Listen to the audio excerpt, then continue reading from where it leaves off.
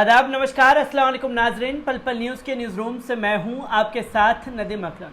देश में जबरन धर्मांतरण को लेकर के मुद्दा जो है वो गर्माता जा रहा है, जहां जबरन धर्मांतरण करने का आरोप एक खास समुदाय के ऊपर लगाया जा रहा है कि वो जबरन तरीके से हिंदुओं को मुसलमान बनाने का काम कर रहे हैं। जब एक एक रिपोर्ट आपके सामने रखी जा रही है तो मेरे ही नाम की सुपारी जो है वो अंधभक्त देते हुए नजर आ रहे हैं, जिसके खिलाफ मैं अब लीगल कार्रवाई भी करने जा रहा हूं, क्योंकि जो सच्चाई है वो सच्चाई इन लोगों को हजम हो नहीं रही। जब हमारे जरिए इन्हें सच्चाई हजम नहीं हो रही, जो ग्राउंड लेवल पर हर एक हकीकत जो है आपके सामने रख रहे हैं, पर अब जो हमें धमकी दे रहे हैं, क्या वो मोदी जी को चुनौती देते हुए नजर आएंगे?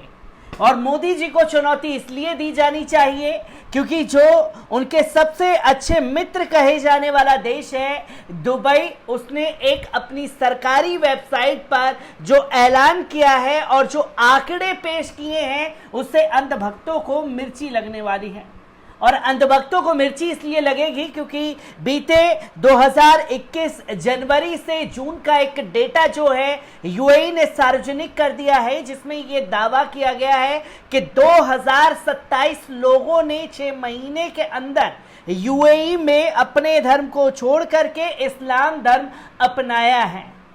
तो अब चुनौती ये है कि क्या मोदी जी उन लोगों से संबंध तोड़ेंगे जो इस्लाम का प्रचार प्रसार कर रहे हैं, क्योंकि देश में तो इस्लाम का प्रचार प्रसार करने वालों को जेल की सलाखों के पीछे ठूस दिया जा रहा है। पर सरकारी आंकड़े जो दुबई ने पेश किए हैं उसमें क्या कुछ लिखा गया है, एक बार इस रिपोर्ट पर नजर डाल लेते हैं। दुबई में Islamic affairs and charitable activities department ने घोषणा की कि जनवरी 2021 से जून 2021 तक के 6 महीनों में विभिन्न देशों के संयुक्त अरब अमीरात यानी कि यूएई में लगभग 2000 निवासियों ने इस्लाम धर्म अपना लिया है। Islamic affairs and charitable activity department द्वारा संचालित शेख मोहम्मद बिन राशिद अल मक्तूम इस्लामिक कल्चर सेंटर ने अपनी आधिकारिक वेबसाइट पर घोषणा की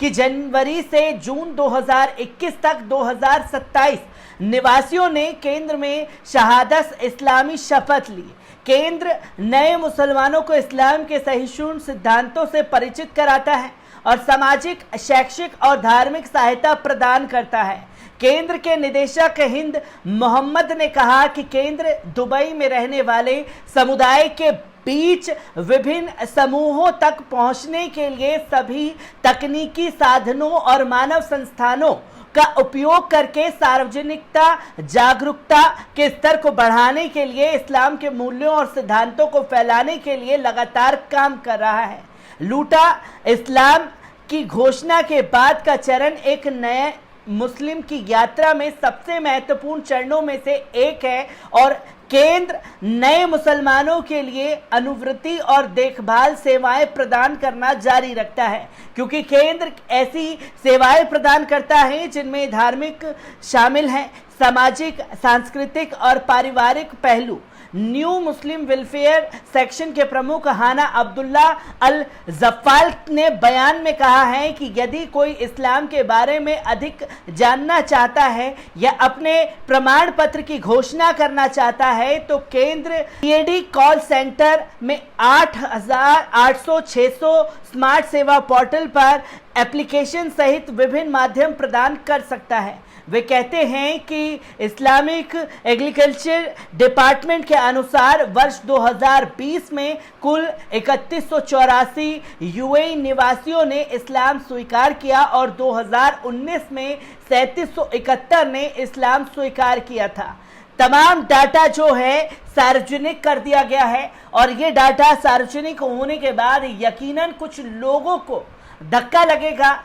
कि आखिरकार ये दोहरा रवैया सिर्फ देश के मुसलमानों के साथ ही क्यों अपनाया जा रहा है, जहां डंके की चोट पर यूएई में इस्लाम का प्रचार प्रसार किया जा रहा है और जो लोग उसके मायनों को समझ रहे हैं वो इस्लाम धर्म को कबूल कर लेते हैं। क्या अब मोदी सरकार यूएई से सारे संबंध तोड़ेगी? ये एक बड़ा सवाल अंधभक्तों को मोदी सरकार से पूछने की जरूरत है, जो यहां आकर के हम लोगों को धमकी देने का काम कर रहे हैं। मैं ऐसी ही खबरों से आपको रूबरू कराता रहूंगा। दीजिए इजाजत, शुक्रिया।